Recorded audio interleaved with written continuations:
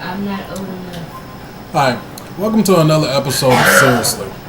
Today I want to talk about an article I've read over known as 100 million people in America are below the poverty level or flat out poor, living in poverty. Now, I was under the impression that the United States Census that was just recently taken was tuned to the total of about 306 million people. Now, according to the article, Alex Jones, Infowars.com, please look it up. Check it out. You have almost a third of the entire United States population living in poverty. Myself personally, I'm a mathematician, is what I go to college for. How can you really justify having 1/3 of this many people in poverty? What possible understanding could you have that actually justifies this?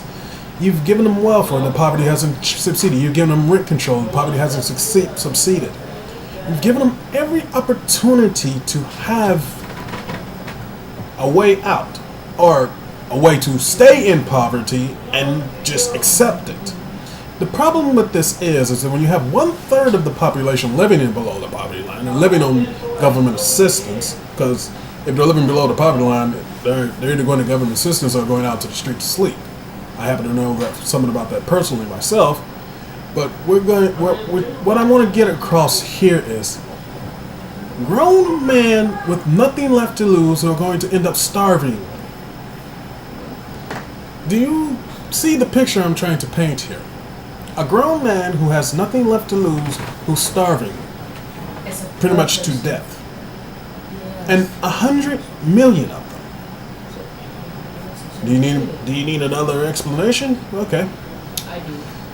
A desperate man with nothing to lose, and actually, if he actually does some damage to you, will get 3 hots and a cot in prison. Depending on how much damage he does to you, could get a long extended stay in prison. It's going to get to a point where going to prison is actually better than dealing with the situation you're dealing with.